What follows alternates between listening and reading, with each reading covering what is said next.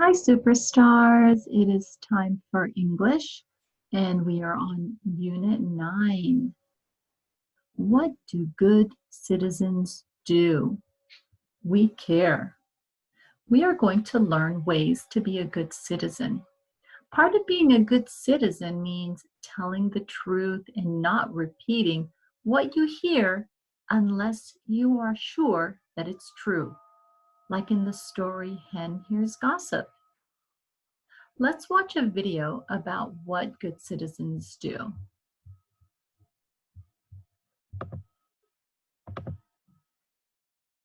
Good citizens. What do good citizens do? You can be a good citizen every day. Good citizens follow the rules of the road. These people wait for the crossing guard before crossing the street. Good citizens care about others. These children ask a girl who is alone to eat lunch with them. Good citizens give food at community food drives. This boy donates food that will help others. What are some ways that you can be a good citizen?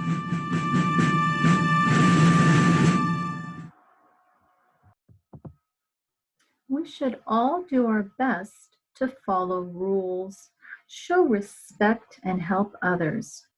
What is one way you could be a good citizen? By helping others, by sharing, being kind. There are many different ways you can be a good citizen.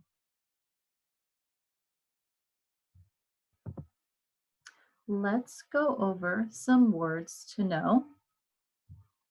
These are some vocabulary words. I want you to repeat after me. Tidy. Can you say tidy? Our classroom was tidy after we put away all the papers and crayons. Tidy. When something is tidy, it is clean and in order. Citizen. A citizen is a person who is part of a community. Pat was a good citizen when she helped her teacher.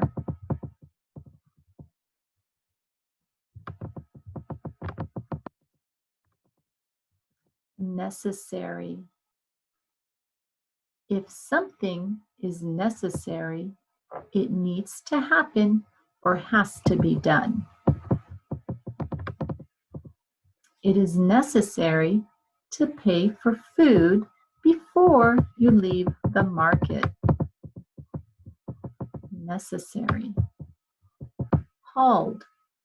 Hauled means pulled or dragged something heavy with a lot of effort. Let's see an example. I saw a toddler who hauled a full wagon by pulling it. Hauled. Respect.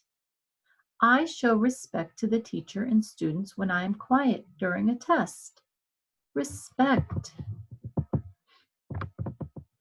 To show respect is to treat others as you would like to be treated. Respect. This is a high frequency word. Play. This is the word play. Mike and I play a game. Play. Has. My class has a pet. This is the word has. My class has a pet. You should know how to spell has. Let's spell it together. H-A-S. Very good. We are going to listen to a fable, The Little Red Hen. A fable is a fiction story that teaches a lesson. The Little Red Hen will help the other characters learn to be good citizens. Before we listen, I want you to remember that sometimes Information in a story might not be clear at first, so you can always reread or go back and listen again to help you understand. Let's start. The Little Red Hen. Are pig, cat, and duck good citizens? Once upon a time, Little Red Hen lived on a farm with her friends, pig, cat, and duck. Little Red Hen worked hard. She kept their house tidy and did the chores. However, her friends were very lazy. They wanted to rest while Little Red Hen did all the work. One day, Little Red Hen found a grain of wheat. She excitedly ran to tell her friends. She wanted to be a good citizen by including her friends in her plan to plant the grain. "Who will help me plant this grain of wheat?" she asked. "Not I," said Pig. "I am busy rolling in the mud." "Not I," said Cat. "I am getting ready to take a nap." "Not I," said Duck. "I'd rather float in the pond." "Fine," said Little Red Hen as she turned away. "I'll plant it myself." All summer, the wheat grew and grew. Little Red Hen took care of the wheat every day. She watered the stalks and pulled out the weeds. The wheat grew tall and strong. Soon it was necessary to cut down the tall stalks. Then Little Red Hen would bring the wheat to the miller to grind into flour. One morning, Little Red Hen approached her friends who were enjoying the beautiful sunshine. "Who will help me cut the wheat?" she asked Pig, Cat, and Duck. "I will also need help carrying the wheat to the mill." "Not I," said Pig. "I want to cool off in the mud." "Not I," said Cat. "I am still tired today." "Not I," said Duck. "I promised my friends I would go to the pond with them." "Fine," said Little Red Hen. "I'll cut the stalks and bring them to the mill myself." So she cut the stalks, packed them, and carried them to the mill at the end of the road. Soon the miller had sent the freshly ground flour to Little Red Hen. Little Red Hen was eager to start making bread. The soft, fresh flour smelled delicious. She couldn't wait to get started. Little Red Hen called to her friends, who were spending the afternoon outside. "Who would like to help me make bread from the flour in this bag?" she asked Pig, Cat, and Duck. But Little Red Hen's animal friends were not interested in helping her. Again, they sat lounging in the hot sun. "Not I," said Pig. "I am too busy baking in the sun." "Not I," said Cat. "I need my rest today." "Not I," said Duck. "I was just getting ready for another swim in the pond." Little Red Hen sighed. "Fine, I'll make the bread by myself." So she hauled the sack of flour into the kitchen and began gathering the ingredients she would need to make the bread. Later in the afternoon, the scent of freshly baked bread floated out the kitchen window and drifted across the farmyard. Pig, Cat, and Duck smelled the delicious bread and wandered to the farmhouse. When they looked in the kitchen window, they saw Little Red Hen sitting at the table. She was going to eat the bread without them. "Ah, who will help me eat this bread?" asked Little Red Hen when she noticed her friends at the window. "I will," said Pig, licking his lips. "I will," said Cat, staring hungrily at the bread. "I will," said Duck, smiling at Little Red Hen. But Little Red Hen shook her head. "No, you may not have any bread. I did all the work. I planted the grain, cut the wheat, took it to the miller, and made the bread. Since you did not respect all of the hard work I did to make this bread, you may not have any." So Little Red Hen ate all the bread herself.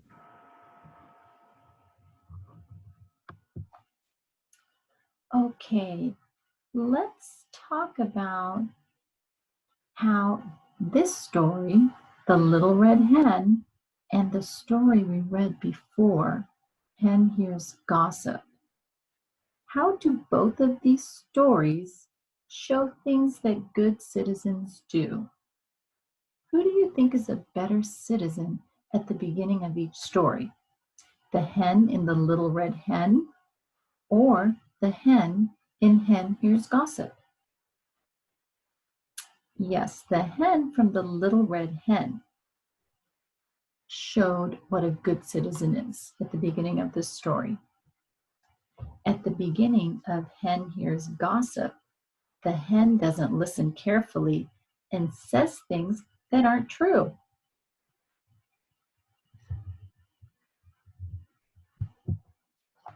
What are some things that you do that show you are a good citizen? Do you share? Do you help out? Are you kind? There's so many ways to be a good citizen. Okay, superstars, we are going to listen for the long I sound. Let's listen to this really quick. This is the number 5. 5 has the long I sound, I. We will learn one of the spellings for the long I sound. The letters I and E can work together to stand for the long I sound, as in the word 5. This is the number 5. 5 has the long I sound, I. We will learn one of the spellings for the long I sound. The letters I and E can work together to stand for the long I sound, as in the word 5. Okay, so what I want you to do is pause this and go grab your writing journal. I want you to write these words in your writing journal. So pause it and go grab it. Okay, let's name each of these pictures here. The first one is bike. Do you hear the long I sound? There's a long I sound because there is an E at the end of bike. B-I-K-E, bike. Let's look at the next picture. 9. Do you hear the long I sound? 9. N-I-N-E.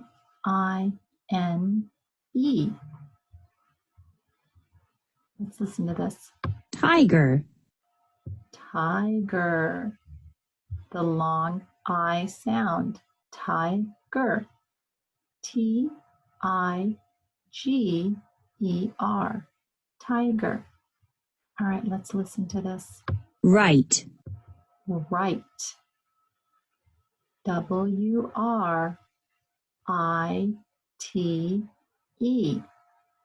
Right. Long I. Let's listen to the next one. Dime. Dime. D-I-M-E. Dime. The long I sound because there is an E at the end of that word. Kite. Kite. K-I-T-E. Kite. All right, I want you to read each of these words. Let's read them together. The first one is dime. Dime. Mile. Mile.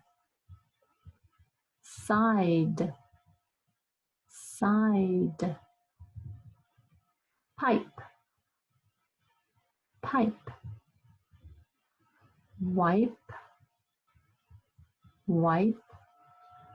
And pine. Pine. So the I is going to say its name when we have that E. Remember, we spoke about ninja E in class, so it's the same thing.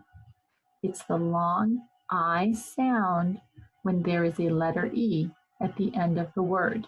So I want you to write these words in your writing journal and copy them so that you know them well. And you can also go back and read this page in the video, okay? Let's go up here to our high frequency words that you should already know. The first one is play, and the next one is has. Mike and I play a game. So I want you to read that. My class has a pet. Your turn. Okay, I want you to go back once we are finished, and I want you to try to read this book on your own. Okay? Let's listen to the story, We Can Play. Again, I want you to go back and I want you to try to read this on your own. Okay? All right, let's listen. We can play. Mike can ride a red bike. Kate can ride a tan bike. They ride in a bike lane. Mike is in a line. Mike can let Pam in. Pam can get in the line. Pam can lick a red pop. Mike can lick a lime pop. Kate can get a big cup. Mike has a fine red bike. It is mine, said Mike, but Pam can take a ride. Kate and Pam have a kite. It can go up a mile. Mike can let it go up too. Kate and Pam play a game.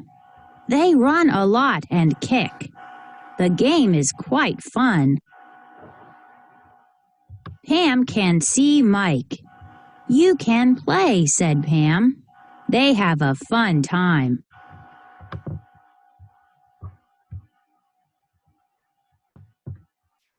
Let's read how Jeremy, this little boy, answered some questions about the story we just read. So he says, I answered the question, how are Kate, Pam, and Mike the same? And how are they different? So he wrote, Kate, Pam, and Mike are the same in some ways. They all like the park. They like ice cream treats. They like to fly an orange kite. They all play soccer together. They all have lots of fun. So notice when he started the sentence, the first letter is what? The first letter is always capital. So this was a name, Kate. So it was a capital before, but at the beginning of a sentence, you always start with a capital letter and you always end the sentence with a punctuation. So it can either be a period, a question mark, or an exclamation point. So what I want you to do in your writing journal is I want you to answer the question, how are Kate, Pam, and Mike the same? You can get ideas from what Jeremy wrote right here. I want you to remember to write complete sentences. If you need to copy this, you may, as long as you know how to read it. So as you are writing, make sure you are reading it. Also, Jeremy used the word orange. He said they like to fly an orange kite. Orange is an adjective. Do you remember what an adjective is? A describing word. So it describes the kite. The kite is orange. Okay, how did he answer the next question? How are they different? So this is what he wrote. Let's read it together. Kate, Pam, and Mike are also different. That's one sentence. See how he stops with a period? He starts a new sentence. Mike and Kate ride their bikes, period. Pam does not, period. Pam and Mike lick pops, period. Kate eats from a big cup, period. Kate is older than Mike and Pam. So he wrote how they were different. He started each sentence with a capital letter, and he ended each sentence with a period. So I want you to write that in your writing book. Make sure you put finger spaces between the sentences and the words, and make sure you can read what you are writing. And go back and read the book or the story so that you can understand it. We are going to listen to Team Up to Clean Up. This is an informational text. Okay, before we listen to this, I want you to remember that good readers reread part of the text if there's something that you don't understand. Okay, let's listen. Time for kids. Team up to clean up. The playground is a great place to play. It has swings, slides, and places to sit and talk. Right now, some areas of the playground are messy. We make plans for a cleanup day. Caption: we share our ideas with our teacher. The principal says that we are all good citizens. Your plans show that you care about the school and the neighborhood. We ask our parents and older brothers and sisters to help. Captions: the principal talks about cleanup day. We ask others to help out. We put on gloves and pick up bottles, cans, and newspapers. We put the litter in big plastic bags. Caption: everyone works together. We plant a tree. The tree will add beauty and will give us shade. We took responsibility for making our neighborhood an even better place. Captions: the tree will grow and grow. We did a good job. Okay, in informational texts such as Team Up to Clean Up, they use captions to gather information. Captions give more information about photographs. The caption on this page tells how the children share their ideas. Do you see that small photograph with the teacher and the students? That's a caption. So you will see captions in informational texts. All right, so let's see. If I'm not sure why the kids want a cleanup day on this page, I can reread the sentences. And when I reread the third sentence, I remember that the playground is messy. So how does this show that the children are good citizens? Well, it shows that they care about their neighborhood and they want to make it better. Okay, let's look at page 34. We're going to reread a part of this. We ask our parents and older brothers and sisters to help. So, which photograph and caption goes with this sentence? I think it's the bottom one. It says, we ask others to help out. Good job. So, what is the main topic of this selection? The school children, they clean their neighborhood playground. That's the main topic. And what did they do first? They made a plan and they showed it to the principal. Good job, superstars. So now what I want you to do is I want you to get your Wonders English book and I want you to open it to page 103.